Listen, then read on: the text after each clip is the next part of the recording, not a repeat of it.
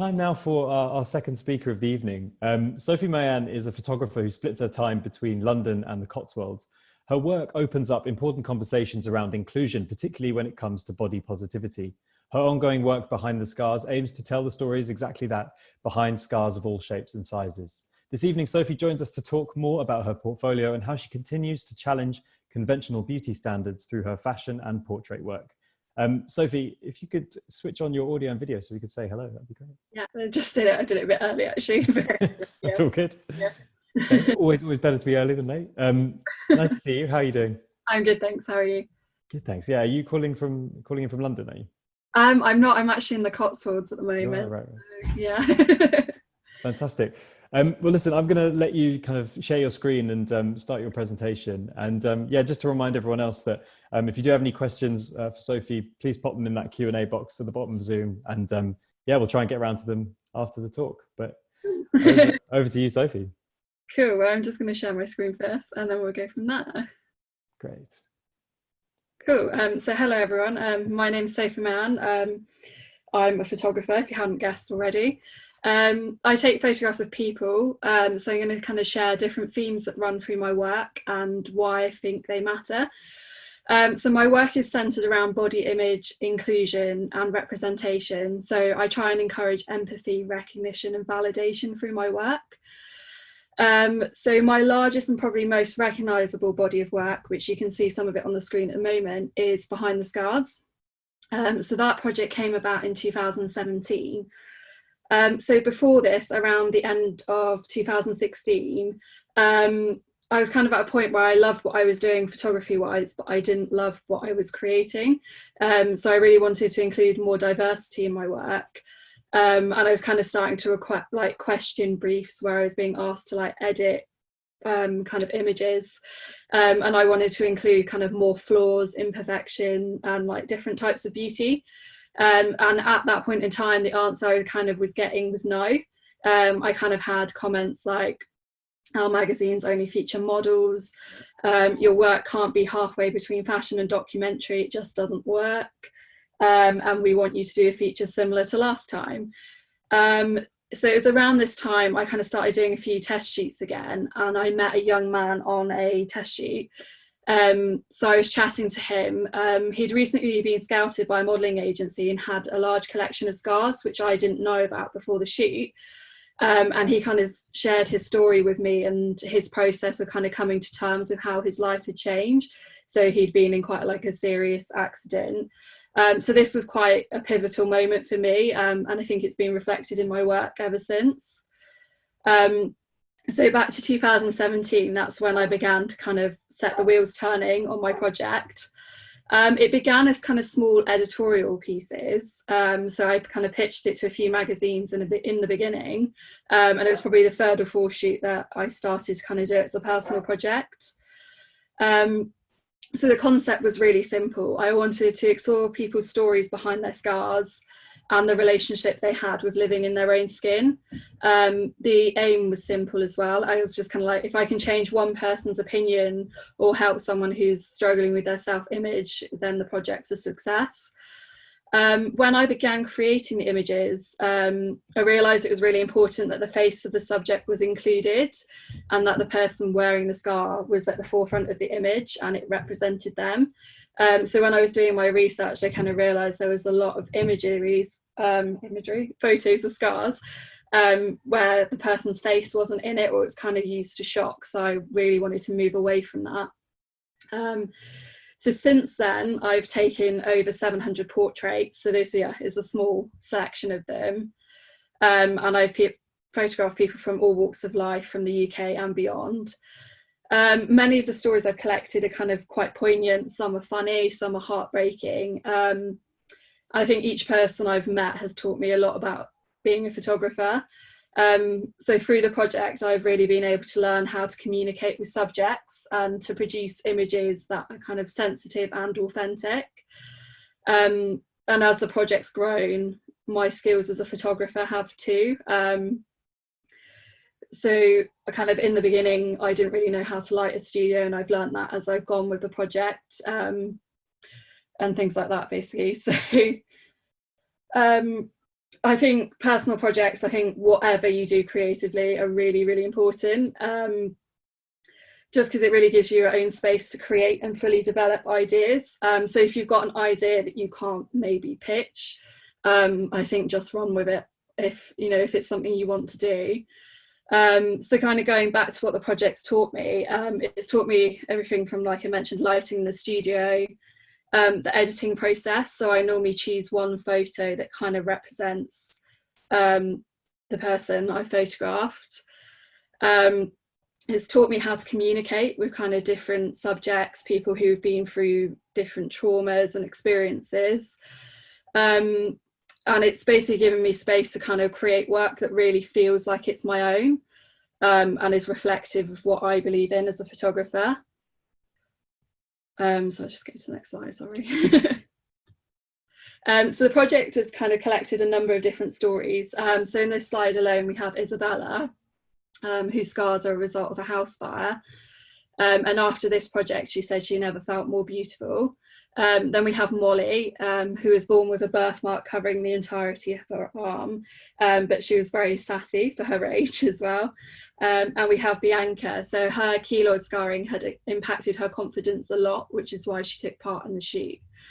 And then on the next slide, we have Tessa, who has a port wine birthmark covering the majority of her face. And she was given laser surgery as a child, so she now raises awareness, for both people with similar marks herself and parents in making choices. So kind of from this project and my other work, it's kind of made me realise why representation matters. So all of us are human, and we all kind of relate to each other and kind of seek validation, I think. And I think sharing experiences can make us stronger. I think relating to people and learning from other people is really powerful. So off the back of this project, I was given the opportunity to work with Mothercare on their Body Proud Mums campaign. So this campaign showed 10 beautiful mums, their tummies, scars, stretch marks and all. And first off, I just wanted to share one of the responses to this work that stayed with me. A lady messaged me on Instagram the day the project, it went onto billboards on the tube, and she ended up bursting into tears in the middle of Euston Station when she saw it, and basically told me off for ruining her makeup on the way to work. And she finished the message with a heartfelt thank you, and that just kind of stuck with me because she'd really been caught off guard, and had basically never seen images like that in, I guess, an advertising space. So yeah, for that reason, it'll probably always be one of my favourite campaigns, and to have the opportunity to kind of show how beautiful motherhood is something I definitely won't forget. And I think with more photographic representation like this, we can help kind of more people feel less alone and less alienated in their bodies. And I think, a single photo or a set of photos really has the power to do that. Like I know at the time, my brother's partner was pregnant, and she saw the images and she was like, nobody's ever shown me what my body might look afterwards. We cast the campaign mostly through social media, so that kind of allowed us to connect with a variety of new mums, and the response to the casting was overwhelming really, but that kind of reiterated how important the concept was. So from here, I'm also going to touch on my process of working. So me on a set, how comfortable the person I'm photographing is the most important. So sometimes this means I completely clear the team out in order to get the best image. For the Mothercare project, I chose to keep the team and studio really small, so it kind of felt more intimate. So the next project I'm going to talk about is a shoot I did for Dove, which was all about celebrating women for being the women they are. So I photographed Juliet and Grace. You can kind of see them in this slide for Behind the Scars. And the project basically allowed me to delve deeper into their lives and personalities. And these images in particular made their way to Times Square, Piccadilly, and various billboards across the world. And the response was really positive. Grace was kind of able to show the richness of her life despite living with a chronic illness, and Juliet was able to represent people living flat after mastectomies. Again, something that doesn't really get seen often, especially in advertising. And for me, in these images, I kind of see their strength, their defiance, and their confidence. So representation of women in authentic ways is something that's also important to me, and something I got to explore on a commercial scale with this project.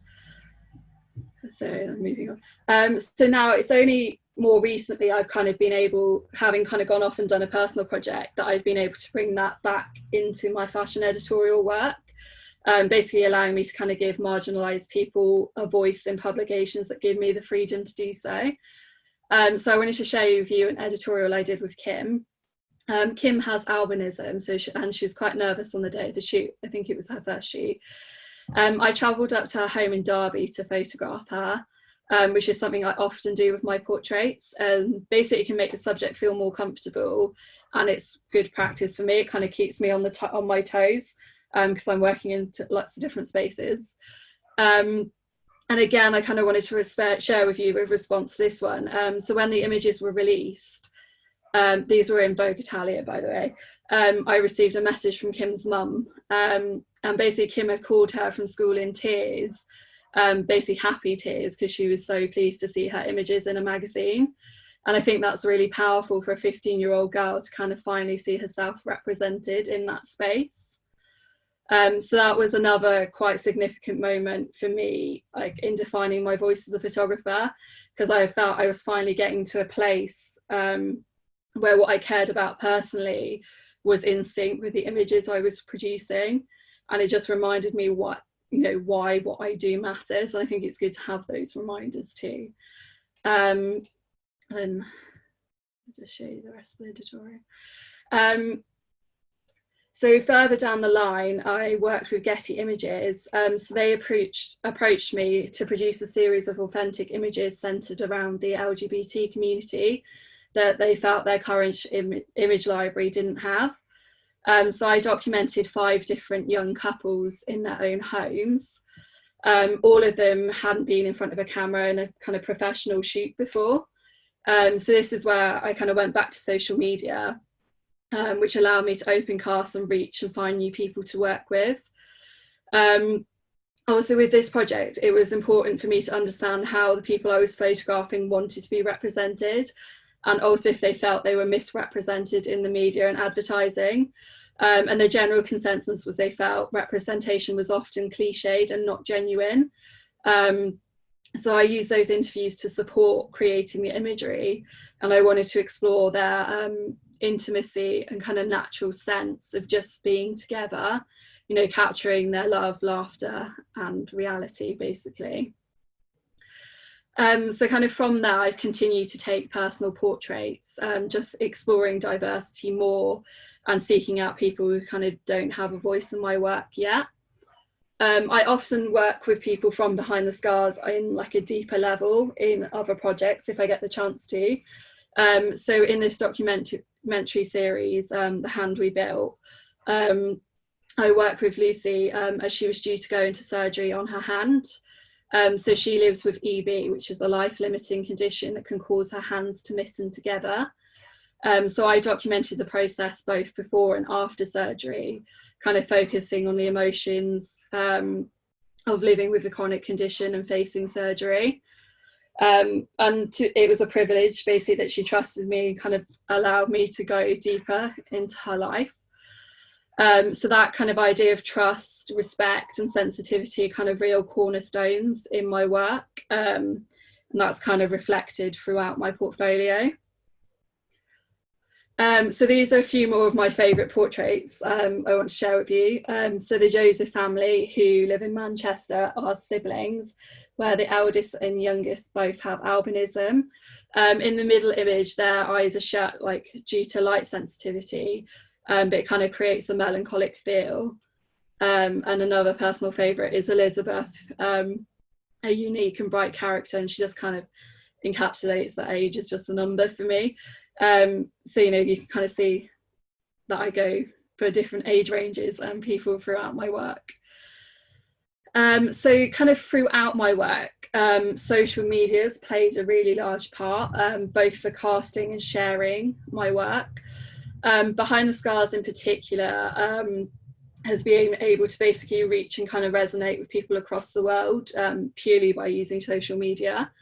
It's been able to kind of encourage conversation, understanding, and I think most importantly, it's built a sense of community and belonging and a kind of safe space, which is, you know, a really good thing, I think. So for me, I think, you know, creating positive and inclusive imagery is vital. So my younger sister is 17, and a lot of her friends actually follow my page not knowing that I'm her sister. And she kind of spoke to some of them and realised it was for different reasons. So some of them it's for self-esteem, body image, or personal battles. And I think, you know, in an age where we spend a lot of time on social media, it's really important to create imagery that kind of breaks up the norm. You know, for me, that's creating these images that aren't edited, they're honest, and they have stories that go with them. And then, so the last area of my work I wanted to talk about is my self-portraits. So they're more of a kind of a recent project, and something that I explored in more depth during lockdown. So like many of us, I was kind of faced with limited options subject-wise. So I decided to turn the camera on myself more regularly and kind of start exploring the relationship between my mind and body. Again, because I use social media a lot, I was kind of nervous that if I was sharing my desire to kind of change my own physical appearance, it might have a negative impact on the support and community I've built up behind my work. You know, through my project Behind the Scars, I kind of actively encourage people to love the skin they're in and to accept who they are. So I was kind of worried I might be hypocritical in not accepting mine at that point in time. But I basically decided that transparency was better, and that the emotions I was facing weren't likely to be exclusive to me. And I also kind of felt there was a lack of representation of fat bodies in general, and that I needed to step outside of my own comfort zone. So kind of stepping in front of the camera has given me insight into what it might feel like for the people I'm photographing. So during lockdown, I kind of created several sets of self-portraits. So we have Polaroid here that marked my birthday and turning 27. So that was, yeah, a strange birthday during lockdown. And then for the whole month of April, I took a self-portrait every single morning as soon as I woke up. I literally had the camera set up in the same place. And for me, I just really wanted to capture that kind of monotony of, I was like, you know, the days were starting to kind of feel the same. I was sleeping a lot more, and I just really wanted to kind of capture how those first few weeks in kind of lockdown felt, and that range of emotions that sometimes when you wake up and you kind of feel like, oh, this is going to be a good day, or sometimes you don't feel like that as well. So kind of stepping back and taking those self-portraits has basically allowed me to use the same method I use throughout my work kind of on myself.